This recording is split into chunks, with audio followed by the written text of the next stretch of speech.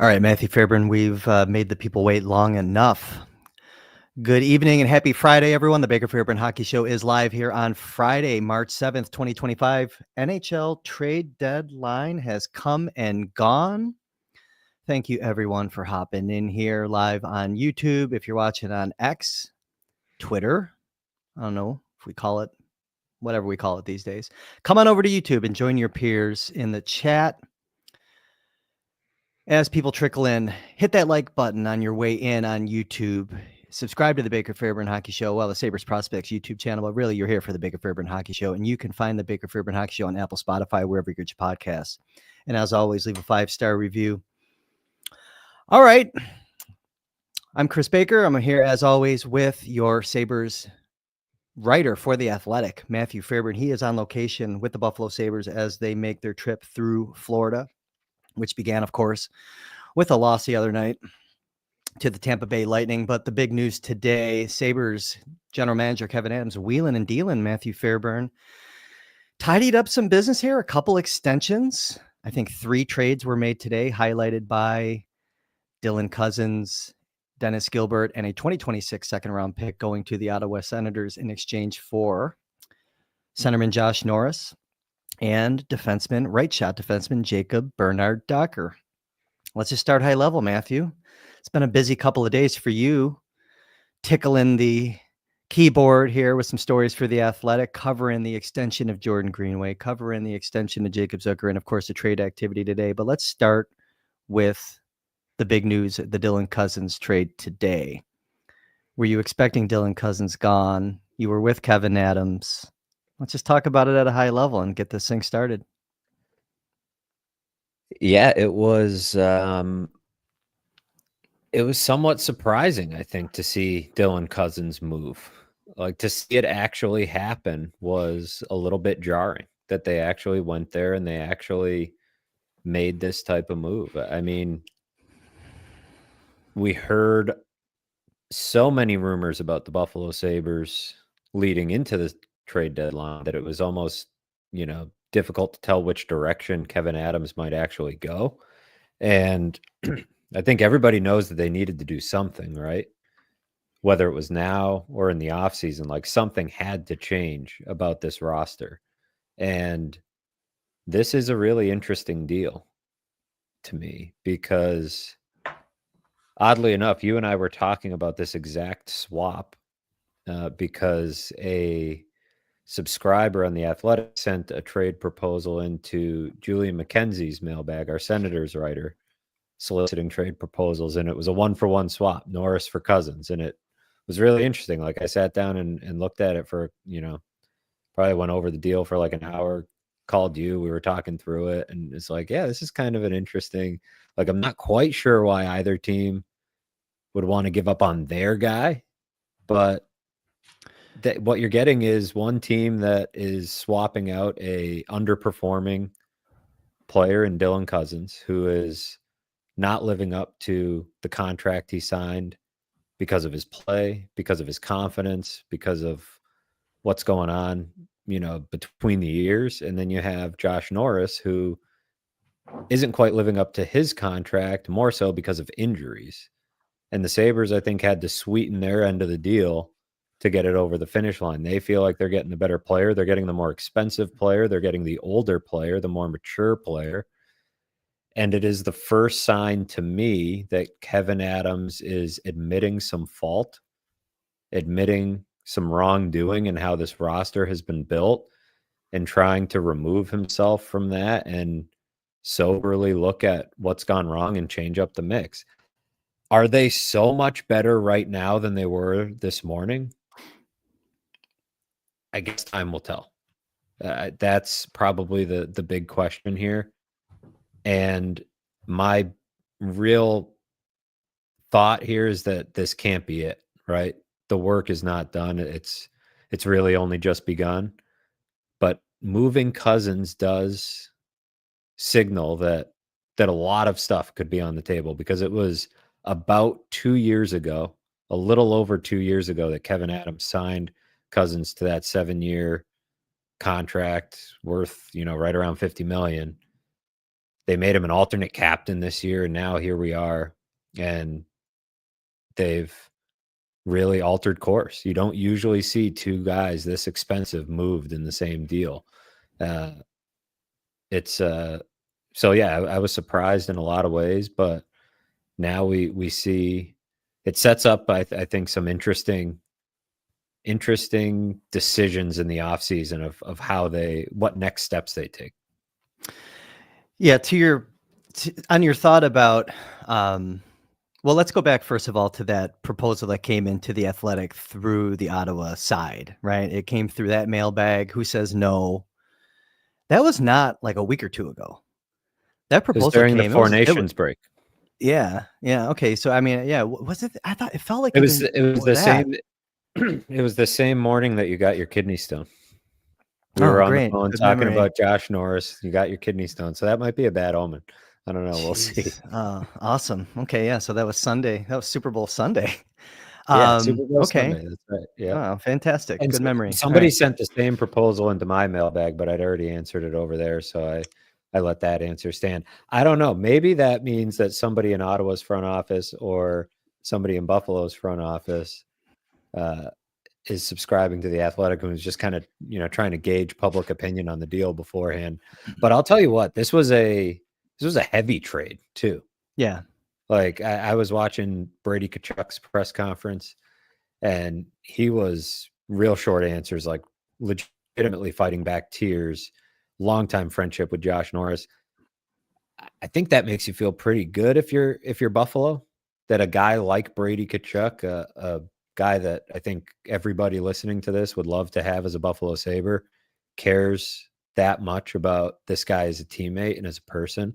That's a pretty good sign.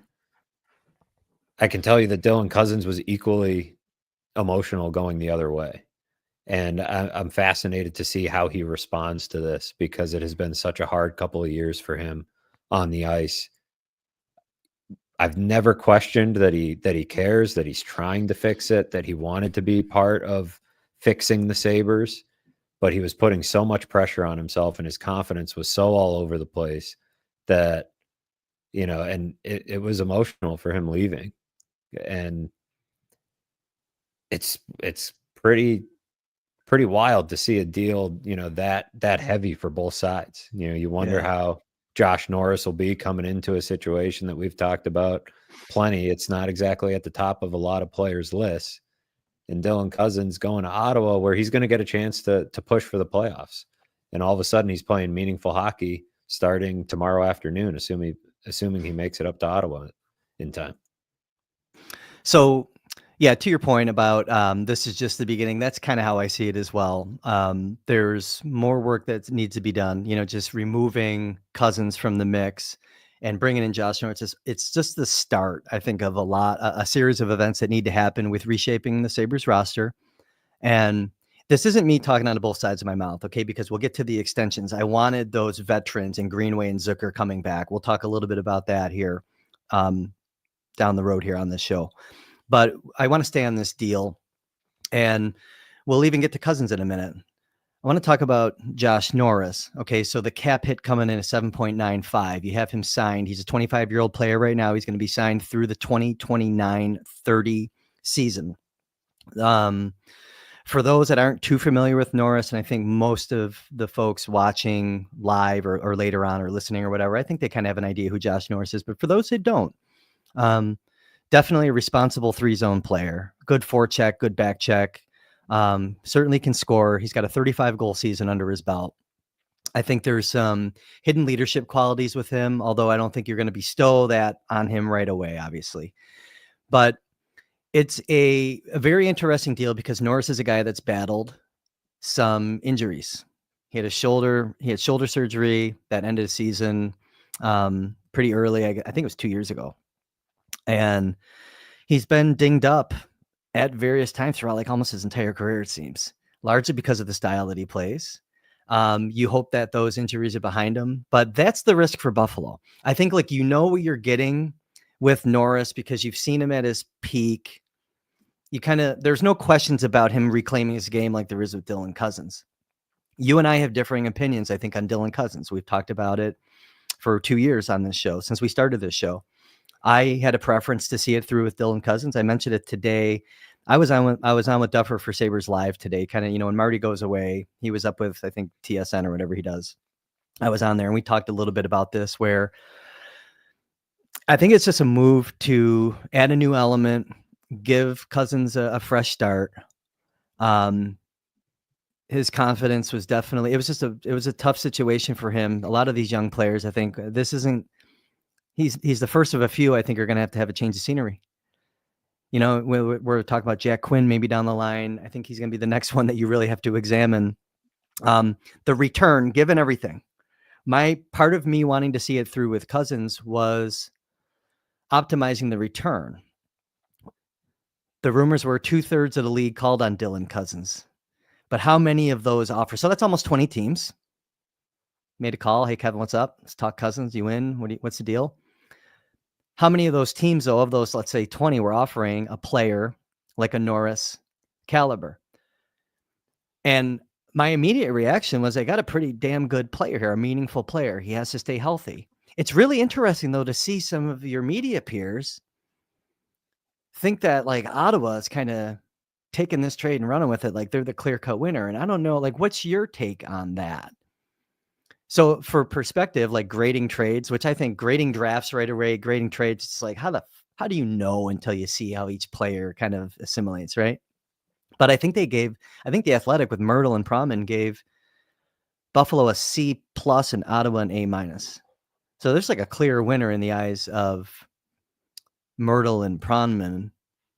I listened to Bob McKenzie and, the Johnson on the Insiders, and they were a little more level in their evaluation of the trade, but with a slant towards Ottawa. Is that surprising to you? Do you agree with that? Where are you at? I think there are a few things at play there.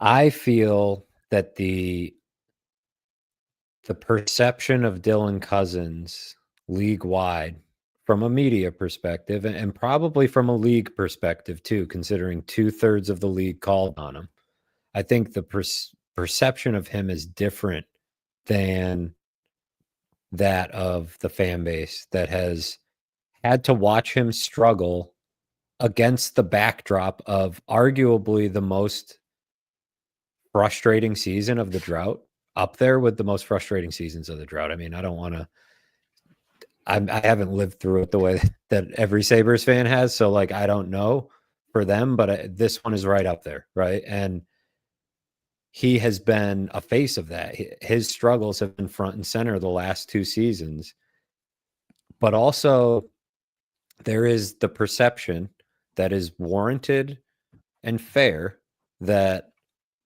a player is bad because he's in Buffalo, right? If you can get him out of Buffalo, you can fix him. And people see the 68 points, they see the 31 goals, they remember what he was in his draft year, the physicality, the aggression that he played with, the scoring touch, the great skating, the leadership, all these things.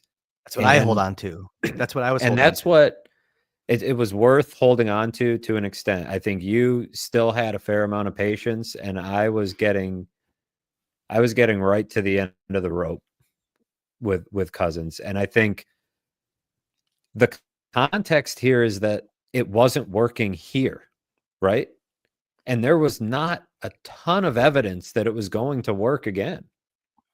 And circumstances played into that, right? He came into the organization when it was about to undergo a lot of turnover, and the Jack Eichel situation happened, Sam Reinhart, all that. He sort of had a front row seat to it. And then all of a sudden he's thrown into this role where it's almost like he's trying to be the captain before he's even figured out how to 31. Play in the NHL yet. Yeah. And then he scores 31. But that was when everything was honeymoon phase for this version of the Sabres. And he gets the contract. Is it as simple as the Garnett Hathaway fight? Maybe. I don't know. Like, it might be as simple as like he lost that fight badly, got injured pretty significantly, and his confidence was different, right? His, assertiveness on the ice was different. I mean, that was a bad fight. That was lopsided. That was 3 seasons covering the league. I don't think I've seen another one like that. And he was in rough shape. And I don't think it was a pride thing. I think it was probably a legitimate, like, you know, recovering from that injury and finding himself again after that. But, you know, the idea that it's an interesting gamble. You're gambling if you're Ottawa that he can refine what he was 2 seasons ago. You're gambling if you're Buffalo that Josh Norris can stay healthy. But it's been pretty clear when he's healthy the type of player Josh Norris is. I think some of the underlying metrics, you know, you can debate on either side. Cozens did not have a great situation here. He was constantly, it seemed like, with young line mates, other than this year when they started to mix it up a little bit. But there were just enormous expectations put on this kid. And his development was all over the place. And now you're bringing in a player, perhaps one of the biggest benefits of this player is that he wasn't developed in Buffalo, right? Ottawa wasn't that much better of a situation, but a more mature guy, you know, that's a knock too, right? That nationally people are saying he makes more money by what, $800,000 a year. And he's almost 2 years older because he'll turn 26 in May, I believe. And Cozens just turned 24. To me, those are, I mean, the age thing is a positive, right? He's more mature. He's been around longer. The money thing is almost a positive because it's like, okay, look at all this cash that he's owed. You know, we've been trying to read the tea leaves and follow the actions on whether this team will be willing to spend to the cap and be a cap team in the league of have and have nots. So I have no problem. You know, money has not entered into the equation for me when evaluating these deals until they spend to the cap, right? Until they are pressed up against it, and it's only 800,000. So I'm not super tied up in that, but it's interesting to see the perception of Cozens. It's going to be fascinating to watch him because we were talking earlier about the Casey Middlestat for Bowen Byram trade. And I think if people went back and watched our show from that, whenever we broke that down in the days after, and when I wrote about it, almost immediately. And I remember I was in Toronto for the trade. We were on the phone and I was like, right away, gut reaction, like, love this move. And a big part of it was watching Casey Middlestat and what was his peak, what was his best season. I still thought, I don't know. Like, I don't know if this is a top 6 center. And you're taking a gamble on Bo Byram, but the upside is a top 4 defenseman. You know, I'll take that. I don't have the exact same feeling on Cozens that I had on Middlestat because what I saw 2 years ago is still lingering a little bit in my brain. I think the question is, from a value perspective, you know, there's a few different reasons why the Sabres could have made this trade. If you're the ultimate cynic, you say that Kevin Adams is just making a trade to make a trade. He's changing something for the sake of changing something. And, you know, this was the best he could do. So this is what he did. The maybe 4D chess way of looking at it is that they really see something play style wise, bit wise on the ice when they're breaking down the X's and O's and looking at video that says, whether it's the left shot, whether it's better finishing ability, something that fits in better for them. One thing may be that he's really good on the power play, Josh Norris. And now you have left shot on one side, Tage on the other. Like, there's some different things you can do personnel wise. But then there's also the thing I keep coming back to, that, you know, in that trade grades that you referenced from The Athletic, they made the argument that the Sabres sold low, which I think is true. You know, his value was higher 2 years ago. It was probably higher a year ago. But why the hell are you thinking about trading him 2 years ago? Well, exactly. Right. So, you know, this is kind of how these things go, right? You sell. The reason he's even for sale is because his value has diminished in your own eyes. I wonder if there was any element of his value is low. It could get lower if this takes more time to resolve. And the Sabres don't have that much time for it to resolve. Or they shouldn't act like they have that much time for it to resolve, right? If Dylan Cozens, it all clicks when he turns 26. Well, by then, people will have lost their jobs. And we should think. And so was there an element of saying, like, this could get worse, right? It could get to a point where if he continues to play bad for another 12 months, then the rest of the league is going, what's going on with this player, right? Yeah. Maybe he's not the guy we thought he was. And there was also the point that Kevin Adams made, was that they knew they needed to change something about the mix. And when doing that, I think that's why he was listening on everybody. He was taking all these calls. They were in all sorts of rumors. And there was a balance to strike there. This is why we've brought up Owen Power. We've brought up JJ Peterka, is that the balance to changing the mix is, if you're going to change the mix, you want to dangle a piece that can get you something back. You don't dangle Jack Quinn and Peyton Krebs and Henry Yoki Haru and think you're going to dramatically change your mix. You change it by offering something of real value that forces you to create a hole in your lineup and replace it with something else. That's what they've done here. Like I said, it's possible that it all comes out in the wash, right? If both players are what they're supposed to be, then you've replaced one center with another, slightly different playing styles, similar caliber player. But maybe that playing style Josh Norris has is different enough, and the finishing on the power plays is enough to move the needle. But if Cozens becomes what he was a couple of years ago, and he's playing for your division rival, and they're going, they're rolling Brady Tkachuk and Dylan Cozens at you, it's a little bit of a gamble too, right? Yeah, sounds fun for Ottawa if things come back to life in Cozens' game. No, I think that Kevin, he obviously did the right thing here by the organization. I think, to your point, I think you hit the nail on the head there. You couldn't wait much longer if he was already convicted and having to make a move on the player, but also changing up the look. And that's kind of the first step here in doing that. There's more surgery that needs to happen.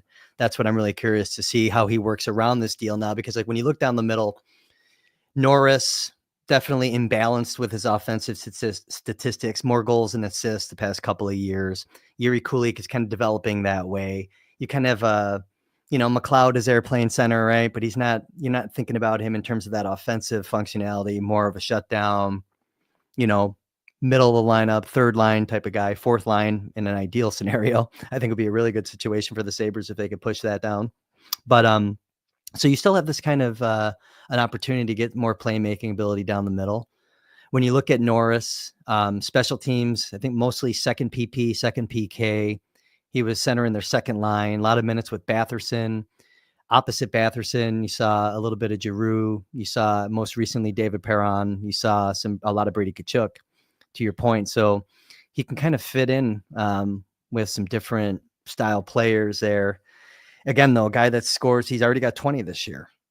So I just thought it was kind of interesting to read some of the reactions. But no, as someone who really is a believer in Dylan Cozens long term, you can't ignore the struggles that he's had going on 2 years now. And it was time. It was time. So even my preference, like I mentioned, to see it through with him, that doesn't mean he's untouchable. Let's not forget that you said they're all currency at the beginning of the year, with the exception of Dahlin, Thompson, if you want to talk about it.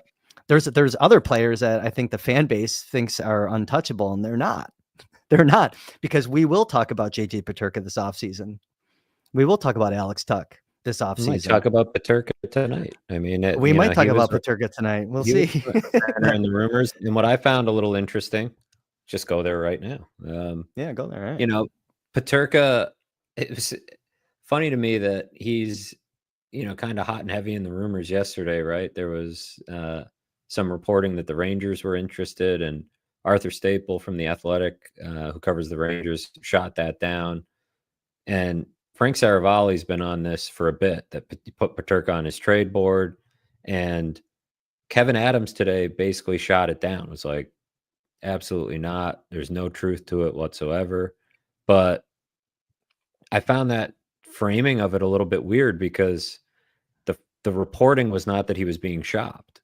The reporting was that, teams were calling and asking about him, which isn't a crime, right? I think the fan reaction was seeming to me overwhelmingly negative to the idea of trading JJ Peterka. But I think if you can trade Dylan Cozens, you can trade JJ Peterka, right? They're in the similar bucket for me. The difference is that JJ Peterka is still mostly going this way. He's still going up, trending in the right direction. You're selling high. But again, when you're talking about managing assets, that's what you do, right? You try to find the sweet spot, and you're talking about changing up your mix. You're talking about playing styles and 5-man pack mentality and having each other's backs and, defending first, playing better team defense. Mostly my thought on why Peterka shouldn't be untouchable doesn't have a ton to do with the player. I mean, to an extent, right? Like, I think he's a good player coming into his own as a scorer, leaves a bit to be desired, as far as being a 200-foot player, as far as being like hard-nosed in front of the net, some of these traits that, but I'm not going to deny the fact that he's a very talented scorer and a nice player. Like, he's developing nicely. But part of it is he's a restricted free agent. We don't know how much money he's going to want, how much term, all these things, how big that contract could be, whether somebody could throw an offer sheet at Kevin Adams in that situation and maybe force him to pay more than he wants to pay. And the thing is the same as the Owen Power conversation. Like, he's valuable, right? So if you're changing your mix, you want to put some pieces in play that can get you something really meaningful in return. And Peterka, I think Peterka can do that. So it sounds like at the moment, the priority is to get him signed. But I throw this all in there to say, like, it's not the craziest idea in the world to consider trading him. I mean, this is a last place team in the Eastern Conference, and he's a streaky goal scorer. So he is. He's always been, even last year, year before that too. He made a great play the other night against Tampa, stripping that puck, roofing that. Like, that is everything that JJ Peterka can be, but he's very streaky. And look, to me, it's Thompson and Dahlin are the untouchables on this roster. Dahlin, because I think he's one of the best players in the world and like a legitimate difference maker when he's healthy. Thompson is an imperfect player, but he's a real value at that contract and can be a difference maker when he's healthy, when he's feeling it. Those are the untouchables. Tuck's like a tier below that, but because of the contract situation and not knowing exactly where his head is going to be at, that's the big variable going forward, I think, right? The theme a few years ago was guys who want to be in Buffalo. Sort of like the number one thing that you had to do to be a Sabres, want to be a Sabre, right? And Cozens wanted to be a Sabre. Cozens didn't want to leave today. He was upset. He was emotional. He signed that deal. Dennis Gilbert wanted to be a Sabre. He ends up getting thrown into this deal, hometown kid. Now you're entering a situation where you have Byram, Peterka, McLeod, Quinn, all these RFAs. And the question will be, how badly do those guys want to be Sabres? Tuck eligible for a contract extension this summer as well. Throw him into that bucket. How badly do those guys want to be Sabres? And are any of them burnt out? Are any of them just worn out from losing in the situation? And they see Cozens move and wonder if that's a possibility. I don't think the intention by any means is to strip this thing down to the studs. I don't think that would be wise. I don't think it's necessary. But how many of these, are any of these players going to make it more difficult, for Kevin Adams to get them locked up long term? I think the good sign this week was that Zucker and Greenway came back at reasonable, good contracts for the team. 2 years. Very reasonable. For both.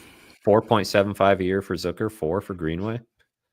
That's good business. 2 veterans that they needed, but the The point being, there's now 9 forwards under contract for next year.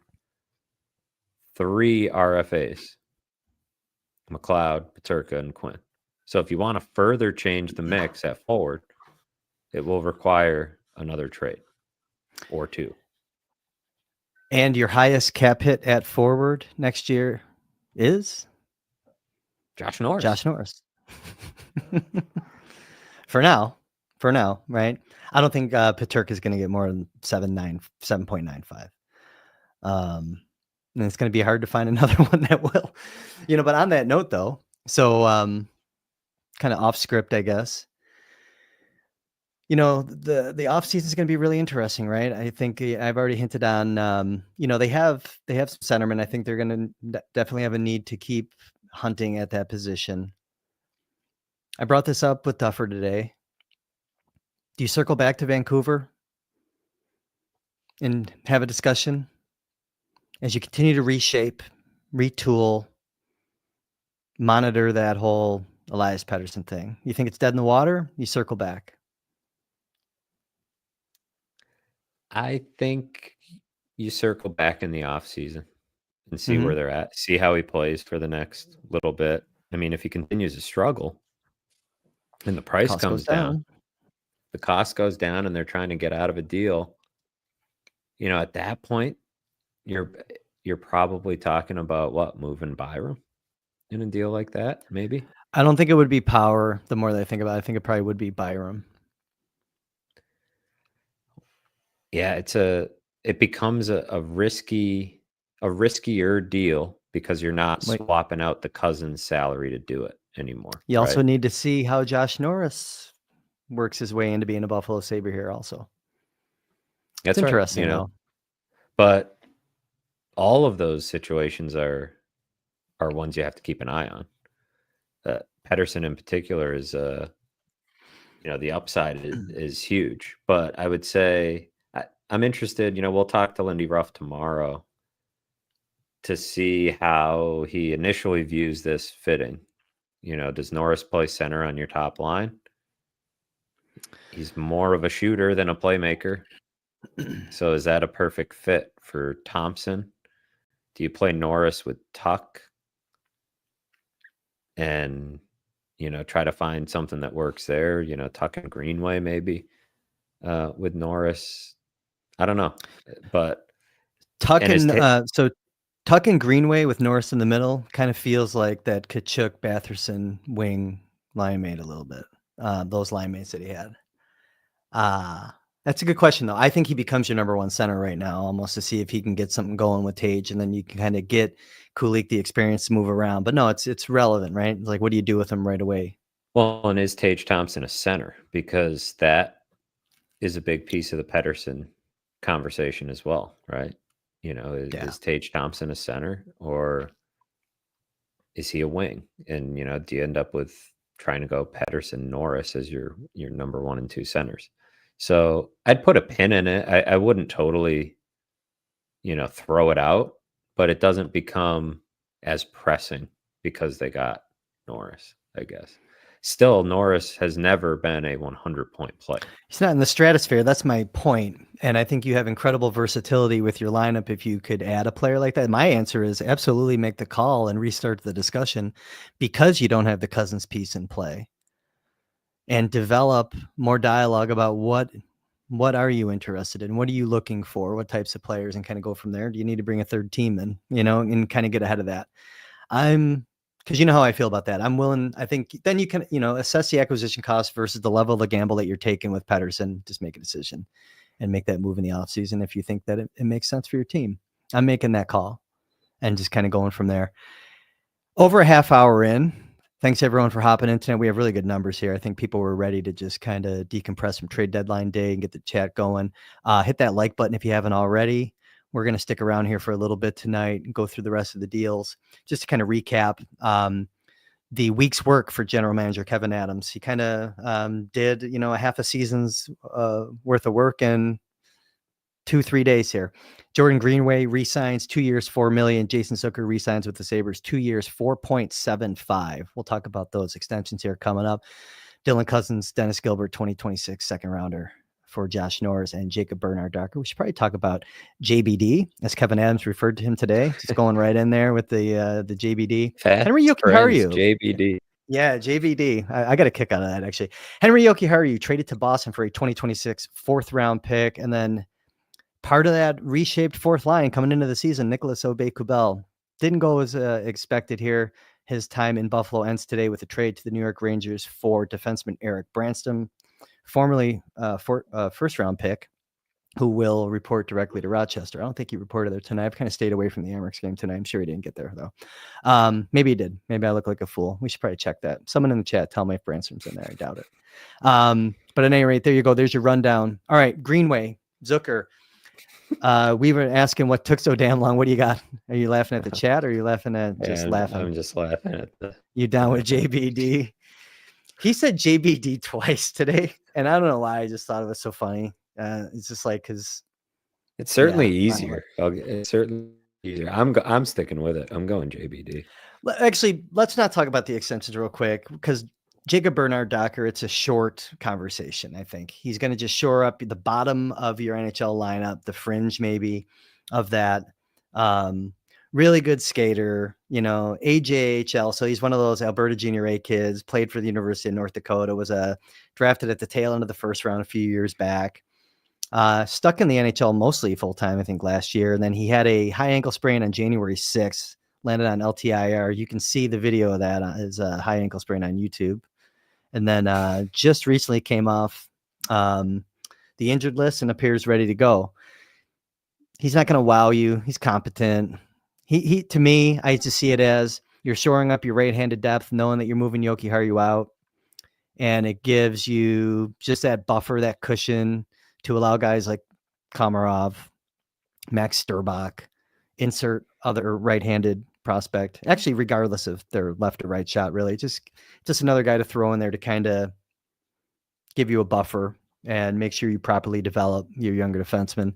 So there's your take on Jacob Bernard-Docker. From my side, do you have a take at all on JBD, MF? JBD.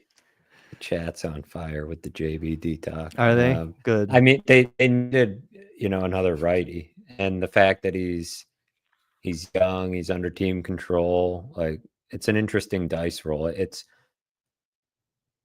to me, an interesting comment Kevin Adams made. I asked him how much work he thinks the roster needs, and he sort of went into, a longish answer, but brought up wanting a partner for Owen Power that fits his playing style better. And it's been a conversation worth going on 3 years now, I think, since Power got to the Sabres. But I'm not suggesting that JBD and OP is going to be the the pair of the future. But you take a shot on a defenseman. I don't know why, but it's so funny what it is. All right, go ahead. Sorry, I'll shut up. I'm gonna go on mute. You see what you have, and then you take another shot at a right-handed defenseman. You're going to need arguably at least one more right-hand shot defenseman. I think that was a point of frustration for Lindy Ruff pretty early in the season, which made me wonder like why the hell they didn't get one over the summer, but has continued to be. And the defense is actually, I talk about the forward group thinking, man, they might not make any more changes to the forwards. They're going to need to make another trade because everybody's already under contract or RFA. So it's like, this is kind of your group. Really, the heavy work needs to happen on the blue line. You need to figure out what's going on with Bowen Byram and his contract. You need to find a partner for Power. You need to figure out what Matthias Samuelsson is. And they've already begun that work. Samuelsson is playing with Dahlin, or he did the other night. Byram and Power played together, and it was an absolute mess. So They split them up in the third period, and that wasn't a whole lot better, which makes you look at things and say, okay, what is going on? Like, how is this all going to fit together? So, you throw JBD in the mix and you see what he can do, I guess, for the final 20 some games here, but I don't know. I mean, he's not a magical solution. He's probably a third pair guy. He's probably Yoki Haru for you. Yeah. Not playing every game, but maybe Ruff threw on the video and said, yeah, there's more here that I like than what I like in Yoki Haru. Interestingly, they have to give up Gilbert in this deal, right? And Gilbert, I felt like I didn't think Gilbert was going to move. Why was he in the lineup? Because of his physicality. Yeah, it's like right. And Kevin Adams is talking about, that pack mentality needing to be, harder to play against. And Gilbert was part of that. And so, Gilbert could have had a real opportunity here. It sounds like Ottawa pushed, like he needed to be in the deal to get it over the finish line.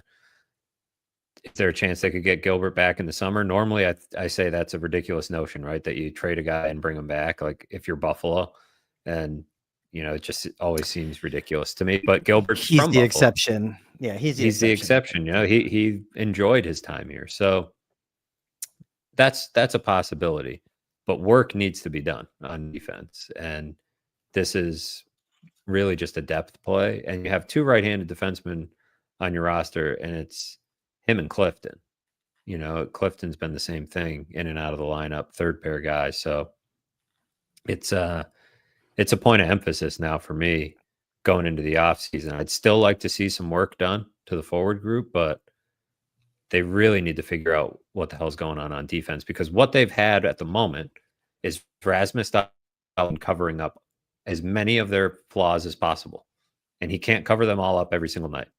And he makes everybody he plays with look amazing. He made Yoki Haru look good at the beginning of the year. He's made Owen Power look great at times. He made Bo Byram look great. So you do need to isolate that variable with Bo Byram a little bit. See if he can carry his own pair and how he fits in. But it can't just be Dahlin. It can't all fall on Dahlin. It's just not a sustainable way to have it built.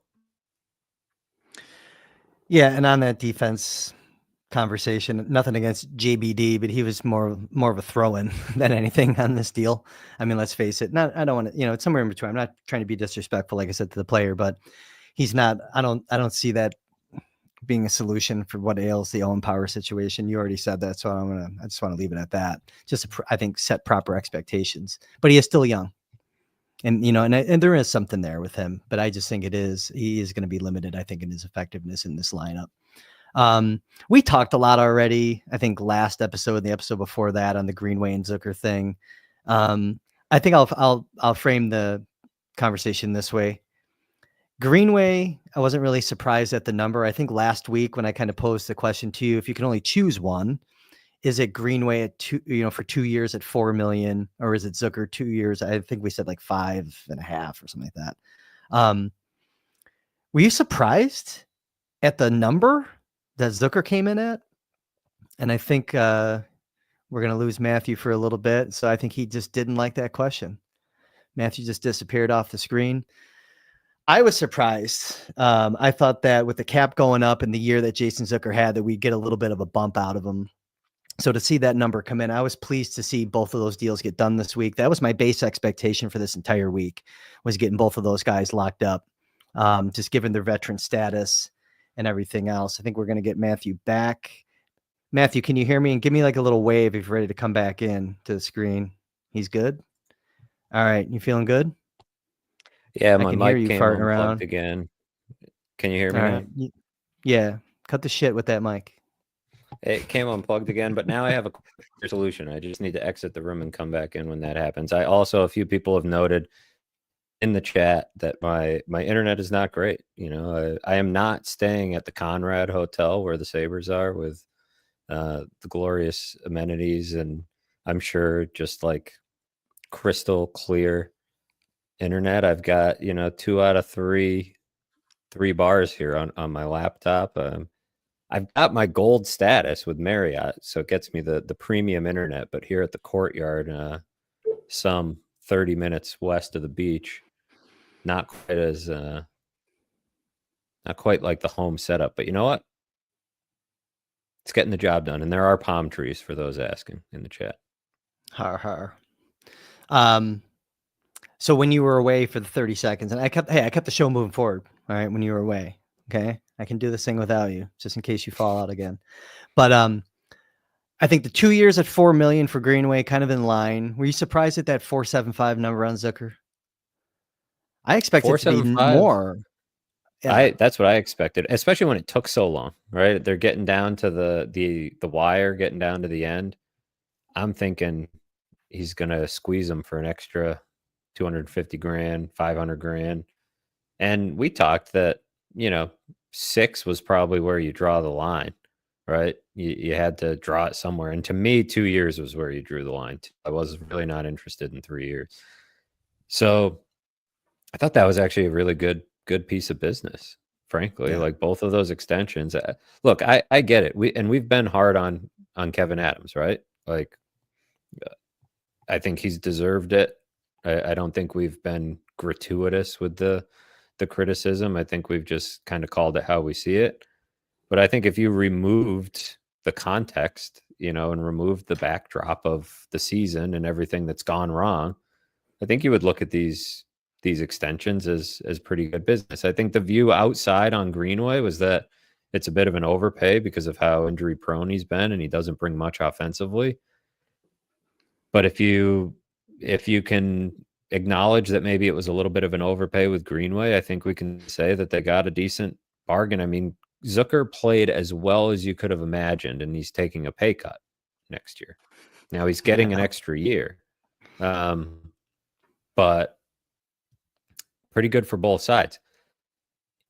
Tradable deals, right? I think both players. These are definitely movable. Zucker got a 5-team no trade, and Greenway got, I think, some protection, didn't he? 5-team no trade. Yep. So yeah, whether that's at the deadline next year, if it really went south and got to that point, or whether it's at the deadline the year after, I think both tradable pieces. The Yoki Haru trade, I'm going to bring that up because it's relevant to the idea that these are tradable contracts. They did not retain salary in that Yoki Haru trade. They got back a fourth. Was there a bigger market if you retain a little bit on that? I bring it up to say that these are tradable contracts, especially if you're willing to retain salary, right? Now, maybe that doesn't matter in a rising cap world, like 4.75 for Zucker. Maybe there's enough teams that are willing to take that, same with Greenway, but just worth bringing up because I feel like it's relevant. Kevin Adams did sort of say that he thinks they're going to be a cap team next year. I mean, we'll see if the actions back it up.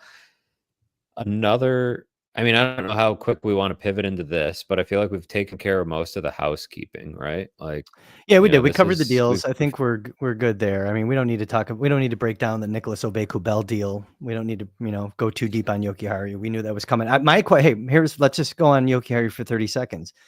Did he speak to the media on his way out the door, and did he come out of the hotel with like a cigar, like he won the championship? Because I think that he's wanted out of here for a little bit. No, I saw him, but it was before he got traded. And then after he got traded, we just saw his hockey bags making their way out of I think what happened was at first when we were there, the guys didn't all know it. And I think word started to spread and we started to see fewer and fewer of them walking through that particular section of the hotel. But no, I mean, the guys were like Yoki Haru.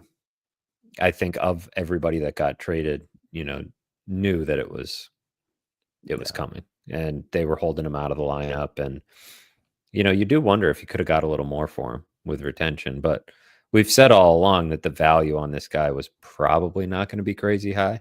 If you can't consistently crack Buffalo's lineup when they really need a right shot defenseman in the worst way, what really is your value? So he goes to Boston where he's going to be like one of like a long list of new Bruins. They really retooled their roster. But what I was going to say on Adams, he mentioned the bit about I think they'll be pretty close to the cap or whatever when he looks at their projection. There's a question in the chat here. Let me see if I start it, if I can find it. Let's make our way into the chat.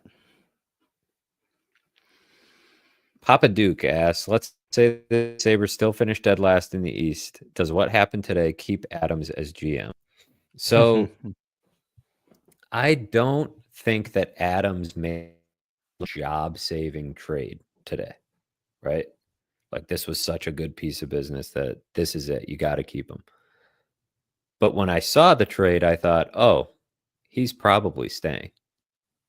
Because this is a pretty big piece of hockey business to do. And you're not signing off on that as ownership if you've made up your mind that you're going to be looking for a GM in a month, right?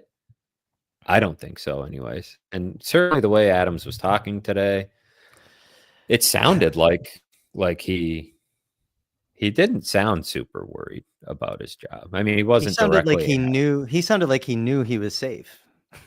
Like, he wasn't there was directly asked about, and those are always weird questions to ask because, have you been given any assurances or this or that? Like, you're not going to get really a straight answer there. And hadn't talked to him in a while. We had a lot of ground to cover, from the winless streak to the hit on Tage. There was a lot of stuff to get to. And that didn't feel like a super productive question because it's like, you always imagine if he was like, well, actually, I've already been told I'm gone. So I figured I'm just winging it, just going for it. Why not? Having some fun on my way out the door. But to your point, I think body language, some of his answers, sounds like a guy that's not going anywhere. Let's not forget, you went through the rundown of all the brass that's down with the Pagulas this week. I'm assuming the Pagulas are there. It was every major stakeholder in hockey operations, right? Director of scouting, probably pro and amateur. Jerry Fortin was down there. Jerry Fortin was down, but all the AGMs, Pete Guelli, Pete Guelli's down right? Here. Jeremiah Crow, Sam Ventura, Jakubowski. That might be the whole crew. Big crew down here.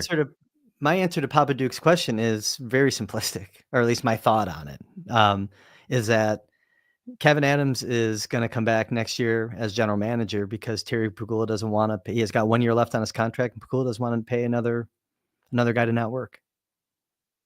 That's my thought. I think it's as simple as that. Terry Pegula can always change his mind. Like, the Jason Botterill thing, I think, is always going to stick with me as you never really know with Terry Pegula. But there is, look, I'm not making a case for this, but I'm just trying to follow the logic here. Lindy has 1 year left on his deal.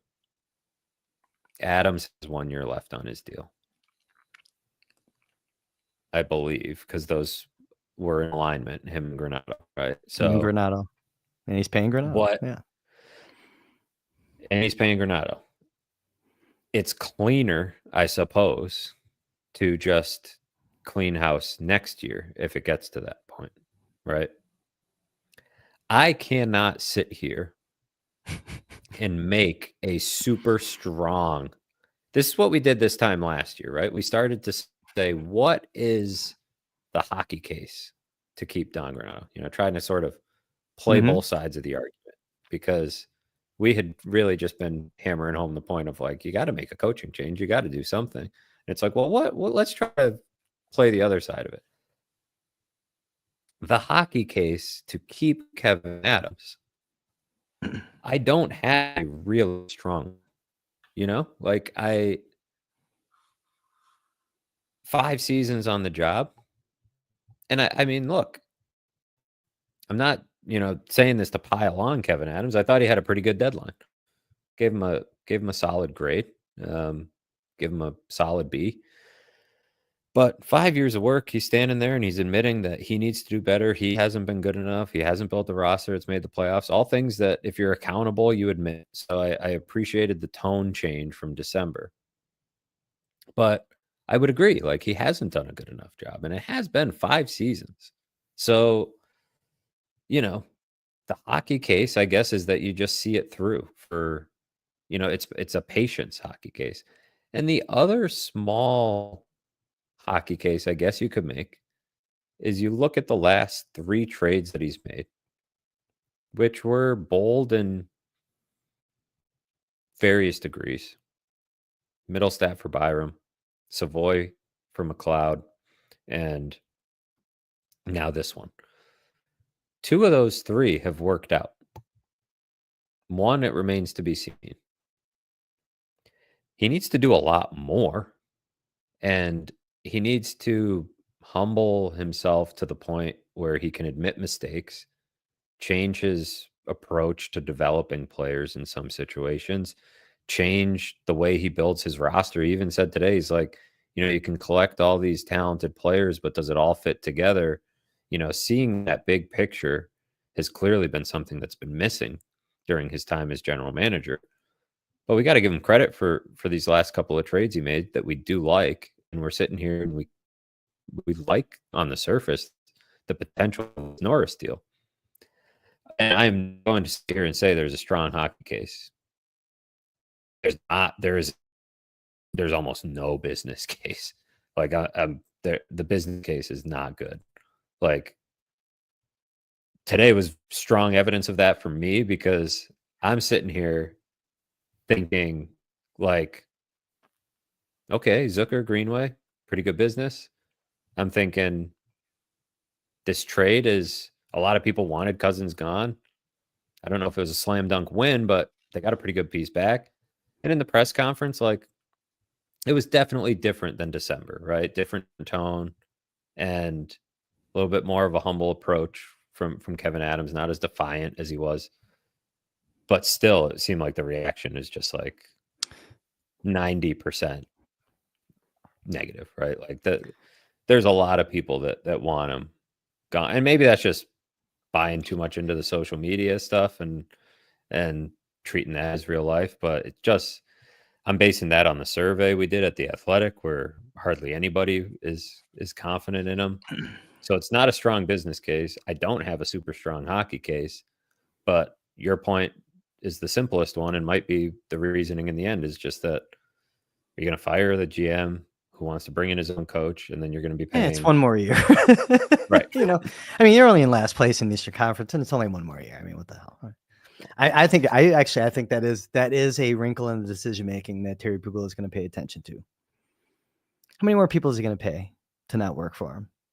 It would be, and I don't care, because everyone's he'd be paying what, 3 coaches and 2 GMs at that point, if he fired both. Which, and listen, I get it. It could be messy too, right? You could be like, oh, I think it would be different if it was like different ownership, that you could confidently say would just say, forget this, hit the reset button, clean start, right? Like they did with us.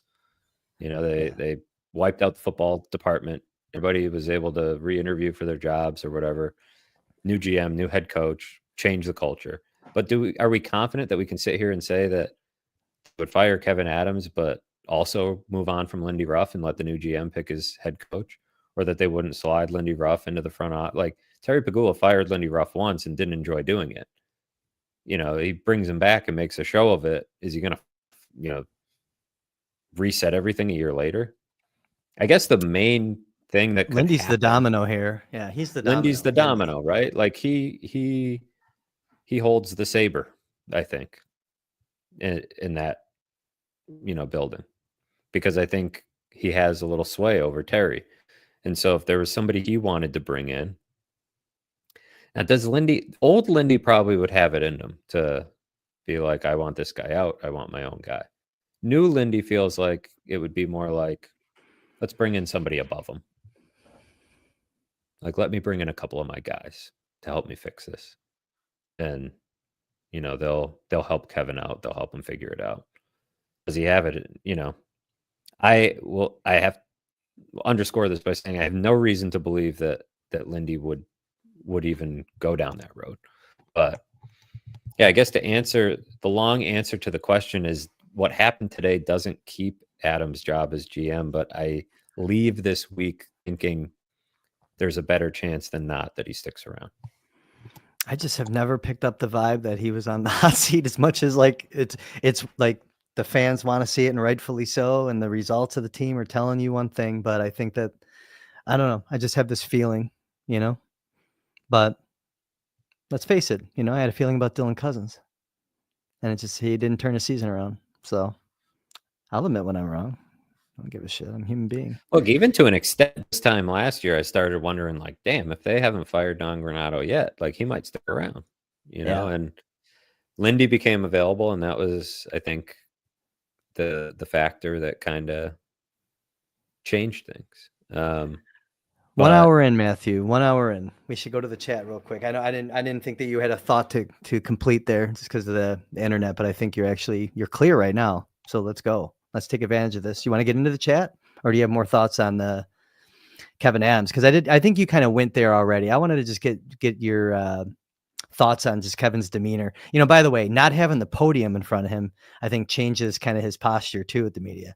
But I did think there was some coaching after that December press conference when he was a little more combative and adversarial. And right off the get-go, from that one, he just had the body language wasn't there. He didn't want to be there. Today, he was standing there in front of you guys. There was no podium. I think that's part of it too, though, right? Just because you guys, you were just standing there in a hallway almost talking, right? Yeah, it was a conference room in the hotel room, and it was just me, Mike Harrington, and Paul Hamilton. And then Jordan That's not love about from that. Sabres. Okay. Well, Jordan was there from Sabres.com, and their camera was there, but that was the only camera. You make a good point, and this is insider baseball, as far as the dynamics of the conference. But in that media room where he was for the December press conference, it's a lectern on a riser. There's a power dynamic there, right? He's standing, looking down. He's got space. If you remember, he sort of scoffed at John Worrow after the 22-23 season when Worrow, suggested the season missed opportunity, and Kevin took offense to that question. That was in the same place. But, this conference was only a few of us. And like I said, different dynamic as far as just kind of standing there. So definitely a smoother ride for him. I don't think the answers necessarily hit home to the customer the way, I don't know that there are answers that are going to hit home to this paying customer base, but it was, I think, a smoother ride overall for him. He did not have the performance he had a few months ago. I think he had, and I do give him some credit for that. He thought he was going to come in kind of guns blazing, look, I made the deal, I did it, I got 2 guys signed, I did this trade. But he was humble enough and self-aware enough to know that wasn't really going to fly. And I think it was a better back and forth because of it. I think we hit on all the topics and asked questions that need to be asked. When fans are ask him why he still has a job, it's that'll be productive, but beyond doing that, I think we asked everything that needed to be asked, and I think he answered it pretty well. All right, Matthew. So we're over an hour in. We're definitely battling the internet connection there, but you're hanging in tough. I appreciate that. But if you have anything, start in the chat. Let's get to that before we get you back to writing. Because I'm assuming that you have some work to do. Let me try something with my internet. You hit a chat, and I'll try something. Hold on. All right. Let me see what you got. I'm going to pick off one of yours. We're going to go to It's Rickus. He's talking about Ray Ferraro's comments last night. It's Rickus says, thought a ton of great points were made by Ray Ferraro. I think that was Ray Ferraro, who is the brother-in-law, by the way, of former Sabres head coach Don Granato. I think many people know that. Ray Ferraro's sister, Cammy, or married Granato's sister, Cammy Granato. But anyways, great points made by Ray Ferraro last night about the age problem with Buffalo. Yes. That's been an issue that we've talked about here all season long. If you even look at, now again, they didn't get radically older today by swapping out Cozens for Josh Norris, but I think for me, what they did get, and you said the word earlier, is they got more mature. I think part of the Dylan Cozens issue the past couple of seasons was just not having that maturity. And I don't know if it's because of, there could be a lot of reasons, right? But Josh Norris definitely has more maturity. But to those comments, it's leadership maturity. It's doing the right things. Even that play with, that last power play. I don't want to talk about the game last night, but I was like texting Matthew about thinking that they touched the puck and Kulik throws it behind the net and then Tuck ends up passing it out of the zone. Like little things like that, the brain farts, that's also in-game maturity, sense, clock management, knowing the clock. It's been an issue all season long. It's been an issue for a long time. And I think it goes back to where that first stage of the rebuild, post-tank era, whatever you want to call it, Reinhart, Eichel, those guys go, and it put just young players thrust too fast up into these big roles. I say it all the time, man. Your maturity, like human development, doesn't accelerate because your team stinks. So when you put too many young guys in these important roles, and there's no business, I may have said this last week, there's no business that functions very well when young players play these critical roles. That's what happened here on this hockey team. And we're seeing the results of that. Inconsistency, they're in last place. And it's impossible to fathom, 10 years ago that this is what we'd be talking about today. Go ahead, Matthew. The other thing Ray Ferraro brought up. Oh my God! Stop right there. Wait, stop right there. We should start the podcast over. Do I sound much better? What the hell did you?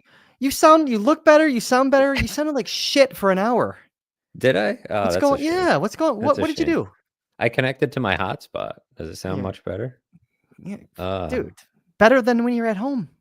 Really? Yeah.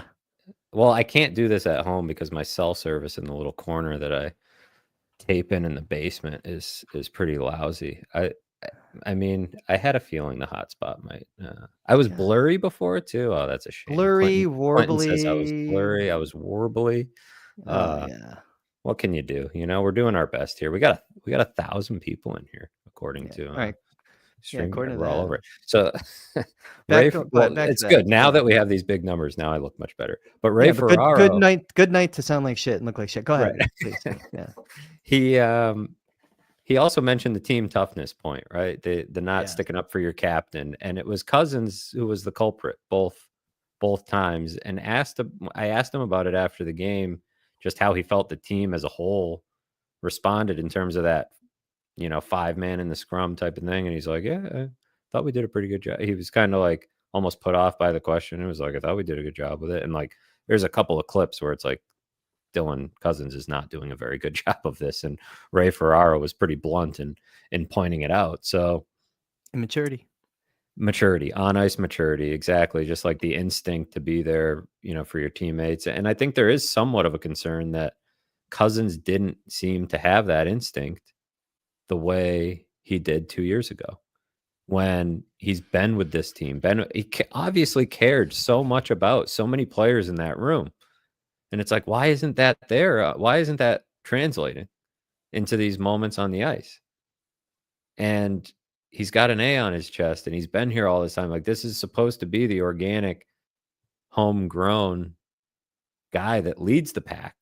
And he's not doing it. Now, I don't think that was like some sort of straw that broke the camel's back, but for me, I left the arena last night thinking, man, I just don't know if it's like what was going on there. Like he's watching Dahlin get hit. And so to that end, that was such a big part of Dylan Cozens' game. And it just hadn't been for so long. So maybe it was the Hathaway fight that did it, but a change of scenery could serve him well. And Brady Tkachuk being on your team, I think will help. If you're Dylan, I think that's going to be something that, as Craig Rivet likes to say on the After the Whistle podcast, he says it makes guys skate around like they have King Kong balls. I think that's King Kong balls. A good way to put it. I think that's how Dylan Cozens will be feeling after a little while. I think it's going to take him some time to get adjusted in Ottawa, but I think he's going to be skating. He's going to be standing a little taller when he's next to Brady Tkachuk. That's for sure. Yeah, no, I think for sure. I can't believe you're all again. You're crystal clear. Hit the like button for Matthew having non-warbly voice and How crystal long clear was picture. it? Was it Hit the warbly? like button for that. Was it For warbly all the whole the time? whole hour. Yeah. Why didn't you just call it out? I could have tried Because I something. don't know what I don't know what you're doing over there. I just figured you're in a shitty hotel. I mean, I am, but they did remodel it. You know, it's nice. They didn't fix the internet apparently, but man, bummer. You got to call these things up. Crystal clear. You got to hold me accountable. You got to hold me to a higher standard. You got to have the hard conversations. Listen, you know? but trading out your internet connection is hard to do. It's very hard. Okay. It was actually just the push of a button. Getting Wi-Fi it's very hard. These things take time. Okay. We started talking about you getting better Wi-Fi tonight, 3-4 weeks ago. All right. Matthew, we'll keep going through the chat. I'm just going to go in a rando order here. I'm not going to go in the order that you got him started, but we're going to go to Peter Fitzgerald. If Norris suffers a career-ending injury, the Sabres can reuse that $8 million cap hit. If Cozens never finds his game, Ottawa is stuck with that $7 million on the book. So the risk is bigger for Ottawa, in my opinion. I strongly feel that Dylan Cozens is going to find his game again. The perception of Dylan Cozens in Buffalo is different than the perception of Dylan Cozens out of Buffalo. And that's how you get Josh Norris in the return for him today. And it's going to be very interesting, by the way. Let's just step out of the Cozens piece of this for a second. Is that same perception of players, like when they say they're looking at Jack Quinn at a different level, right? Is someone going to say, yeah, Jack Quinn, we think that he can reclaim himself as something other than what he is right now in Buffalo once you get him out? It's going to be very interesting to see if that thought process continues with other players as the Sabres look to reshape things. You don't have to have that with JJ Peterka, or maybe you do. Maybe there's someone saying, yeah, can you imagine what Peterka would be when we get him out of Buffalo? Wow. Right? 40 goals, maybe? I don't know. That's ambitious. But you know where I'm going with this, right? That whole thought about Buffalo could work to your advantage. It could work to your advantage to some of these, right? Because maybe not Kevin all Adams of them. can call people up. Yeah. Man, imagine what happens when you get this guy out of Buffalo. Like, yeah, exactly. Hey, listen, you saw him here waiting until you get him. Yeah, right. That's unbelievable. Oh my God. But Mike here makes a good point. Related to that conversation, he was saying it was humorous listening to TSN talk about how Cozens will step into the Tkachuk spot and fight. And I think that is what I talk about when we're talking about the media grading these trades. Is like there is a perception about Dylan Cozens that does not match reality that we've seen watching him night in and night out for the last 2 years. Now, I have not watched Josh Norris night in and night out for the last 2 or 3 years either. So, like, my perception is kind of, big picture view of Josh Norris that people are trying to get that snapshot of Dylan Cozens. So I don't blame anyone for having that view. But to Mike's point, like, we all know that Dylan Cozens is probably not going to be fighting. And if he does, he's not going to do it very well. But that is kind of the reputation he built up a little bit. And he did have a scrap this year. He didn't do so great in it, but he definitely didn't seem eager to be a fighter. That's for sure. Gilbert will help with that. But even he was very willing, but he didn't win a lot of those. Chat's having fun at your expense. Steve 13th Legion usually comes in with a couple singers here and there. First hour was 24 Dylan Cozens, and this is prime 22 Cozens, no doubt. Clinton says, Matthew, you were in 240p for sure. It's Rick has said Matt was streaming circa 2004. I was thinking it was even like the AOL, like 28.8 baud speed days. It was brutal, dude. Don't even go back and watch it. Unbelievable. I can't believe you. Maybe it wasn't as bad as I'm making it, but it was just like, and I was just like, what? Trade deadline, man. Get your shit together. It's like the Darcy fax machine days. All right, let's finish up your chats here. You want to throw it? You got that? Now that you have internet, can you see your chats? I think that was all the ones I had. Oh, Anth here says he likes the fact that Kevin Adams admits they need to give Power a partner. He's been talking about that for 3 years. Hasn't found one, but he did kind of go away from it as a talking point for a while. And I think it's very important that they seriously prioritize that. And I think Lindy Ruff will recognize the importance of that above all. So hopefully they get that done. So let's go. So let's go through this real quick, though. So we saw Byram play with Dahlin, right? When Dahlin wasn't 100%. Dahlin gets healthy. We've seen a different Rasmus Dahlin the past couple of weeks, really since like right before the Four Nations, definitely after, and at the Four Nations. So they moved Byram off, and they put Byram with power. Hasn't gone well. What are you doing there? Like moving forward? Cause like, how do you think Bo Byram feels here? And Kevin M say, cause if he just got moved away from Dahlin and it's not working with power and your GM saying, we got to find a guy to play with power. What's Bo Byram thinking right now? Oh, I might go back with Dahlin or what? Right. Cause Samuelsson actually works really well with Dahlin. I'll just say it. 'Cause I know that Samuelsson's been a whipping boy. He works overall in their body of work together. I think it works. So if you're Bo Byram, what are you thinking right now? It's a fair question. It's a fair question because then what? Are you a third pair guy? You're right back where you were in Colorado. Mm-hmm. Right? After sort of carrying the load here for a good chunk of the season, like while Dahlin was hurt, he was their best defenseman. That's why I say like the puzzle on defense is what needs to get figured out. You know, Kevin Adams is already calling the new guy JBD like they're bros. Right? He's Bo Byram's like, what about me, man? Like,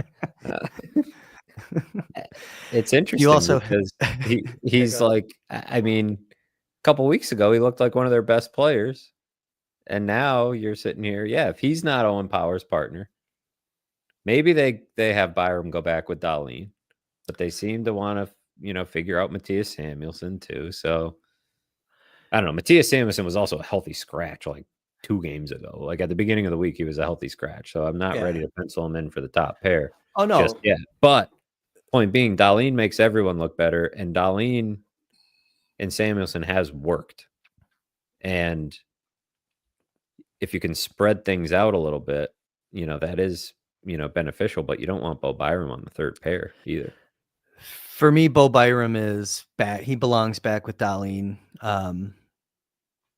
It just makes too much sense. I think that's a guy that can log those minutes. And in the event that Dahlin has a tough night, which could happen sometimes, just like we just saw from Byram Power, like maybe they moved him off. Like, is Bo Byram maybe in the eyes of Lindy Ruff, like the fixer, right? Like he got kind of Dahlin going, now that Dahlin's 100%, or at least he could man that side of the ice when Dahlin wasn't 100%. Maybe you move him around. Maybe you can get more out of Owen Power's game. Maybe that's what they were thinking, but it hasn't come to fruition. Not a lot of time together, but I don't know. I like you haven't really loved it. Clinton, speaking of Bo Byram, the piece that was moved out in order to acquire Bo Byram, Mitts trade means we clearly won the Mitts trade. So he's talking about Middlestat being dealt from Colorado to Boston today. So the Middlestat trade clearly means we, the Sabres, clearly won the Middlestat trade. And seeing McLeod this year, it's clear we made the right decision. +1 to Adams. Yeah. Matthew kind of, I think, already hit on that. Those are good trades for Kevin Adams right now. And it doesn't matter. Even if Matthew Savoy is, a good player, and I think he's going to be, you can only worry about, again, I said this today with Duffer. I've said it before here. I just want to say it again. Like, if you're the Sabres, you can't really worry about what that player does when they leave Buffalo. You got to worry about how you're making your team better, right? That's all you can worry about. And I think that Bo Byram, we just spent some time talking about how he's playing with your all-world captain and should be back there playing in that role. And earlier this season, I've been kind of clamoring for him to get more power play time. Like, what does he need to do? Go 2D for a little bit, mix it up when your power play is not clicking with the 4 forwards out there. And like, how do we need to see Jack Quinn on the power play? Where I'd rather have that motion at the top of the zone with Bo Byram, just give it a different look. They're standing around picking their ass too often, I think, on the power play. Is that it for chats? I think it is. I'm scrolling. It was tough to keep up with all these chats. I kind of don't want to like go now that you're all clear and like we can hear you. I kind of want to go for a little longer. Like, I don't know how bad the first, hour of this is going to sound. I'm making it sound worse than it was. Okay. I'm making it sound worse than it was, but it wasn't what it is now. The chat is telling me it's just as bad as you said. We got It's Rick is here, says Zach Metza is going to be Owen Power's partner. I love Zach Metza. He's a great Amherst. He was saying it in jest. We call him Zachary Metza this year. He wants to Is be that right? Zachary. Cool. Yes, he wants to be Zachary Metza. Yeah. Hey, while you're scrolling and looking for chats, just real quick prospect update. Jake Richard is like the hottest player in college hockey right now. 2 more goals last night, 10-game point streak, goals in 5 straight. He's been lighting it up, big body, but you're not going to be in a hurry to pull him out. I don't think you got to yank him out of UConn this year. Let him go. Play another year there. He's just sophomore this year, getting a lot of shots on goal, had 9 shot attempts. 8 of those shot. This was like last weekend. I think it was a weekend before. He had like a 9 shot attempt game, but he had 8 shots in goal. They were all even strength. So not like this big power play merchant, but he's coming along nicely. Pulled top off. If you go back through the Twitter feed, had another power move for a goal playing for Seska. Continues to have a good year. Went over 18 minutes for the second time this season. His role's expanding, getting power play time really since right before Christmas. Noah Ostlund has a goal again tonight for the Amerks. So he is definitely one of the hottest players in the AHL. We did a little bit on Austin last week, so I'm not going to repeat that self, but it's just kind of that, that clicking that he's got going on with Isak Rosane. And Sardarian, I think he's got a goal tonight for Michigan Tech, ending a very long drought. Those are different notes that I have on those prospects. I didn't get to Prospect Avenue. When we were together last Saturday, I said that I was thinking about doing a Prospect Avenue on Sunday. I just couldn't sit in this office anymore on Sunday after traveling last week, and I was in the office all Friday. We did the podcast Saturday. I wasn't going to just sit in here again on Sunday, so I decided not to do it, but that's coming soon. Matthew, did you find anything else, or do you want to get this, you want to get writing? What's your story? I got a couple.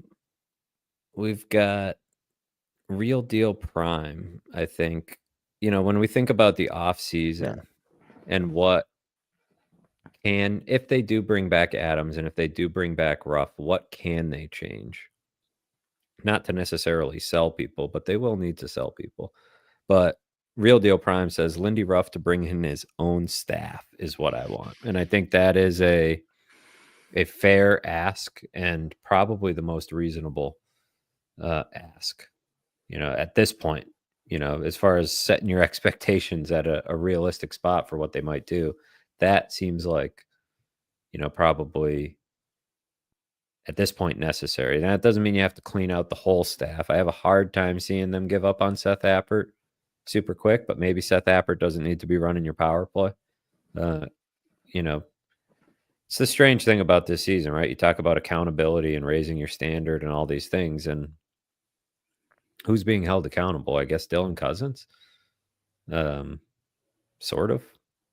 Don Granato was held accountable last year in the ultimate way, and who's accountable for this?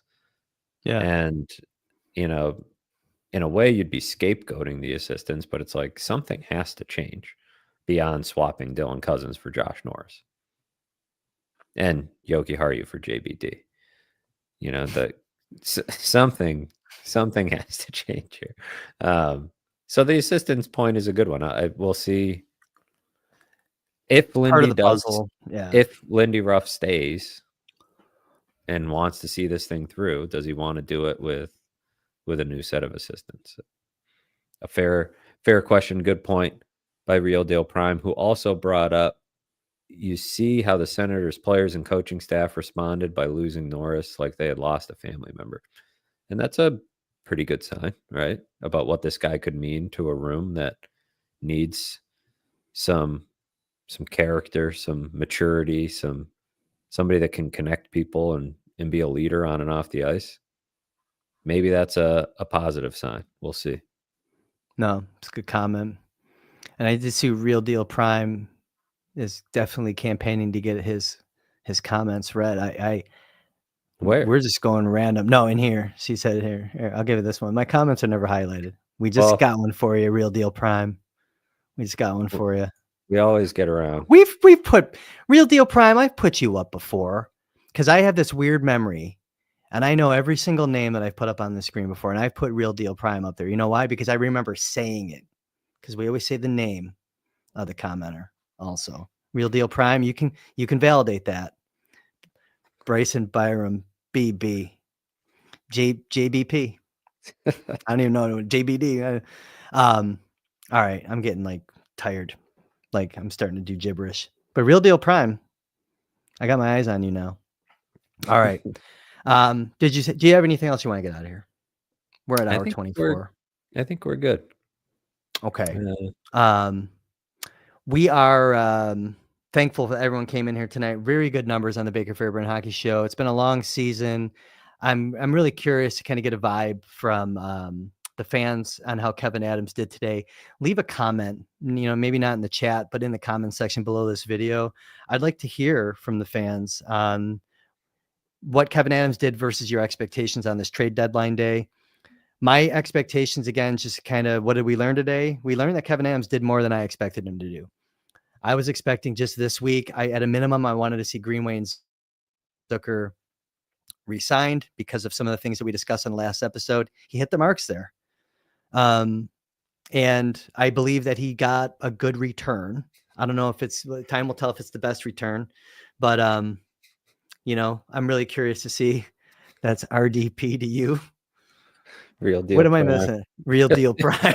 Yeah, no doubt. I was like, what? I'm trying to riff. But yeah, it's I was surprised. We'll see what Josh Norris does here, man. I'm really excited to see that element come in. That's a player that I loved, man, in this draft year. I always connected him with, like, how like Pittsburgh always finds these guys that play in college and they become really important players and just solid, whether it's Russ at the top of the lineup or they had these other guys that weren't even drafted. They get a Zach and Reese, he goes through there, and others. I always found like Norris to be a guy that would have fit in really good in that Pittsburgh Penguins organization, just a winning type of hockey player. And hopefully he brings some of that feeling here. We'll see. But I'll get us out of here. Matthew, do your plugs before you go. You got this like shitting grin on your face. I know it's the chat and I'm not looking at it. So do your plugs so I can get us out. JMP, another initial name. He's grading this show a B. Okay, we'll do that. I give Adams a B. I'd say today, this point kind of sums it up for me. From Brune Tone, Adams hasn't done enough in 5 years, but today he did well. You can acknowledge that he had a good day and also acknowledge that his tenure has largely been a disappointment. And I think that's what it comes down to for me. You can read all of my work at theathletic.com/Sabres. There's plenty of it up there, more of it coming. I'll be at the game tomorrow night, but the Sabres also skate in the morning. Josh Norris is on his way, or maybe he's landed by now. JBD has some immigration stuff to get sorted out. He will not be here this weekend, so he's going to meet the team hopefully back in Buffalo once he gets all that sorted out. But yeah, we'll hear from Josh Norris. I'll have some stuff to share from him. Locker room reaction to Cozens getting dealt, the whole deal, and then we'll see how this team fares against the Panthers. Easy to forget, they're on a 5-game winless skid, and Panthers are not an easy out, and they have the Oilers on Monday, so things are not going to be easy for this group on the ice. But I think we've already got an eye towards the offseason and next year. Plenty of that to come at The Athletic and here at the Baker Fairburn Hockey Show, where I promise next time the first hour will be just as clear as the second hour. And maybe we can boost that grade to from a B to an A. Yeah, Blake with a B says, bring better internet, Mike, next time you're getting shipped out like Cozens. Can't agree enough. That Blake, for those who don't know, is part of the production crew out in my driveway, manning the dials and the knobs for the Baker Fairburn Hockey Show. So for Matthew Fairburn from The Athletic, for the production crew who just fired the warning shot to Matthew Fairburn to get his AV act together, I'm Kris Baker. Thanks everyone again hopping in. Hour and a half show tonight. I promise to be better next time, and so does Matthew. We'll see you then.